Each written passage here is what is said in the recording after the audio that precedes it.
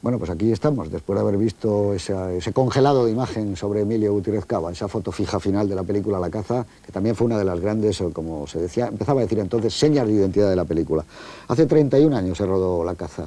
Se estrena en el año 66, es decir, estamos en el 96, 30 años. Pero durante el rodaje de esta película, cuando se pensó en rodar esta película, cuando Elías Querejeta acomete la empresa junto con Carlos Saura de hacer una película tan insólita dentro del cine español, digamos que fue un año especial y pasaron muchas cosas. Entre otras, empieza el año con la muerte de Eliot, uno de los grandes poetas, ensayistas y dramaturgos que ha dado Inglaterra. También es la muerte de Winston Churchill, un personaje, yo diría, que casi perfila un poco lo que ha sido el siglo XX, a niveles políticos y también literarios. No olvidemos que fue premio Nobel de literatura.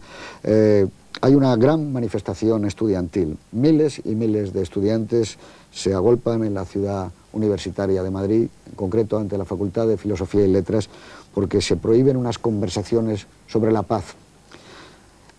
Prueba de que la cosa es bastante grave, pierden su cátedra, entre otros, el profesor Aranguren, recientemente desaparecido, como ustedes saben, García Calvo, Tierno Galván.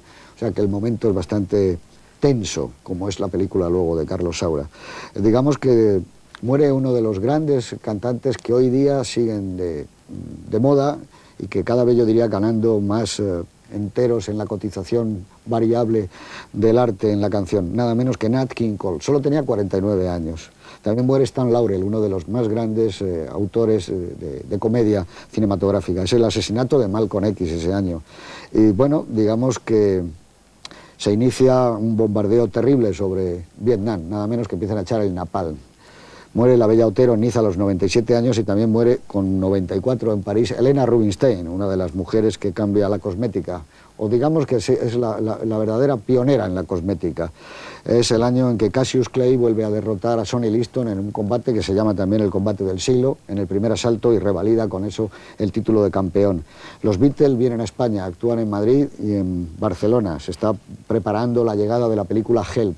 Los Beatles no tienen tanto éxito como se espera, con lo cual la gente más conservadora, el ala más de la derecha, dice que los Beatles no eran buenos. Lo que no dicen es que el precio de las localidades era altísimo. Yo pude estar en la Plaza de Toros de Las Vendas un día muy lluvioso, evidentemente había media entrada, pero es que entonces me parece que la entrada más barata costaba 800 pesetas, que era un dineral tremendo. Se ha rodado en España y ha sido acontecimiento de portadas en todas las revistas. La película Doctor Zhivago a lo largo de 7 meses, termina en julio, y bueno, se espera de ella como uno de los grandes monumentos a que nos tiene, o que nos tenía acostumbrados nada menos que David Lean. Muere Le Corbusier, un hombre que revoluciona la arquitectura sin ser arquitecto. Muere también Albert Schweitzer, el gran doctor, como le llamaban. También decían que él era África, de alguna forma. El número 1 de la música de ese año es Satisfaction, de un nuevo grupo, los Rolling Stones. Hoy día todavía se oye Satisfaction y sigue conmoviendo a mucha gente. Es la muerte de Alejandro Casona, que también ha venido tarde del exilio, ha podido estrenar sus obras y también ha podido ver el éxito que alcanzan algunas de ellas. Pablo VI va a la ONU, y no solo a la ONU, va a Harlem, con lo cual se escriben infinidad de editoriales. Digamos que Solhoff es el premio Nobel de literatura. Y bueno, pues para terminar, recojo la muerte de un gran escritor, para mí siempre lo ha sido, hoy está un poco olvidado, pero a mí me parece maravilloso, Somerset Maugham, y no tanto por haber hecho El filo de la navaja o Servidumbre humana, creo que ha escrito algunos de los más bellos relatos del siglo XX, Somerset Maugham. Bueno, pues este es el año de la caza, el año 65. La película, como sabéis vosotros, empieza a moverse en un territorio de pases privados, de cineclubs, hasta que puede estrenarse. No tiene éxito. Sí lo tiene de crítica, pero no lo tiene de público. La película va a Berlín, vuelve a estrenarse otra vez, tampoco consigue el éxito de público, pero evidentemente el fenómeno de la caza empieza a extenderse y pasa de las revistas minoritarias a todo tipo de publicaciones. Sí, es una película casi un estandarte para una generación, porque había habido cierta reticencia sobre si Llanto por un bandido supondría la incorporación industrial de Carlos Saura y la pérdida de los atisbos que había de realismo en los golfos. Y el reencuentro con Querejeta, la toma de posición con una película claramente hostil a la situación que estábamos viviendo, el reflejo de una clase vencedora a la cual retrata de una forma implacable, y esa figura de la cual habrá mucho que hablar, que interpreta a Emilio Gutiérrez Cava, esa nueva España, eso da mucho de sí en todos los sitios, hasta el punto de que Querejeta presenta 2 películas casi al mismo tiempo, por lo menos en los pases privados que da para todos los que andamos por ahí un poco enloquecidos, que es esta y una película de Anchón Ezeiza, me parece que era de Cuerpo Presente, donde hace una adaptación de Gonzalo Suárez, y vistas las 2 películas juntas, a la salida, pues preguntó Querejeta qué os parece y tal. Creo que todos fuimos unánimes, la caza muy bien, Ezeiza bastante deslucido.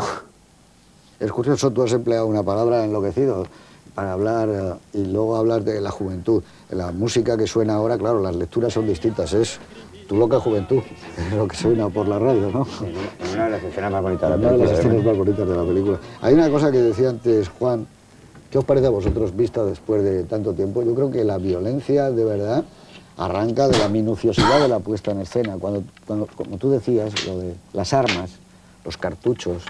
Además se está empleando, yo creo que por vez primera en España, un objetivo que no existía, ¿no? El macrokiller, con lo cual puede pasar y recorrer el mundo de los objetos unido con el mundo con los personajes, el sudor.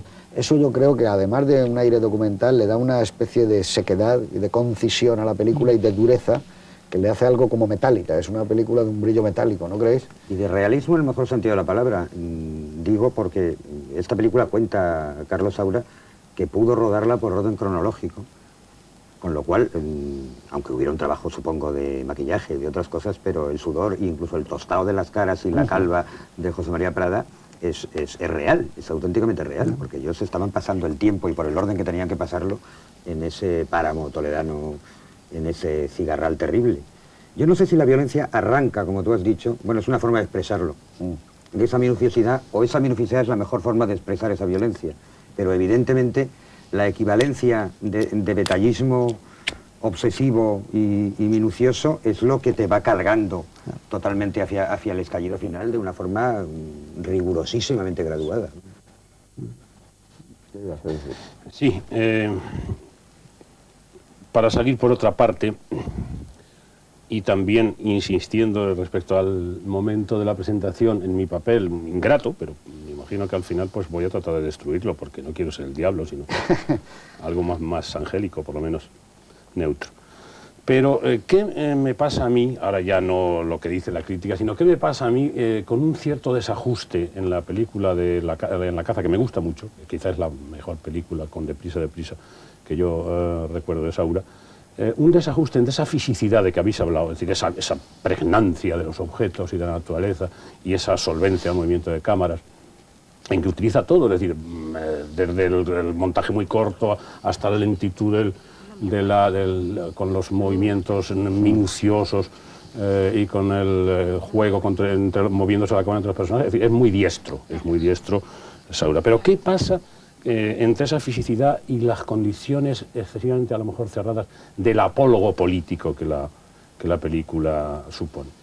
Pues pasa, y lo pongo en vuestra consideración como motivo de interés o de discusión, que siendo la historia buena, y creo que el guión bueno, hay algunos momentos en que la tensión narrativa baja, y pudieran ser productos o de determinadas vacilaciones de puesta en escena o de diálogos. Es decir, hay momentos en que los diálogos, es decir, son reiterativos, son repetitivos. Por ejemplo, para crear una sensación que es acumulativa y que va a estallar en la violencia final y que van a tener en cuenta, pues se va a tener en cuenta pues desde sucesos de la vida de ellos en la guerra hasta los actuales, hasta el propio calor.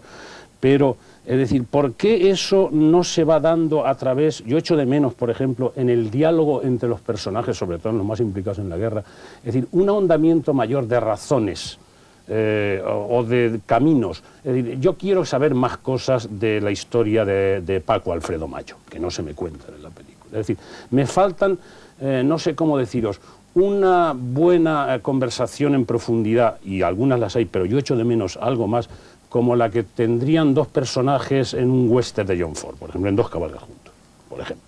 Es decir, entrando un poco más en la intimidad de los personajes, en las motivaciones de los personajes. a lo mejor estoy pidiendo demasiado y es posible que alguno de vosotros penséis que es suficiente para la sequedad de la película lo que cada uno expone de sí mismo o pregunta al otro. Yo lo que creo que, y te puedo dar la razón a lo mejor en lo de los diálogos, yo creo que en la puesta en escena no hay nunca duda. Yo creo que es una puesta en escena muy segura, desde el primer plano hasta el último de la película. A mí me parece que en ese sentido la dirección de Saura es muy creativa y muy buena. Quizá los diálogos, a lo mejor, al ser una película tan seca, tan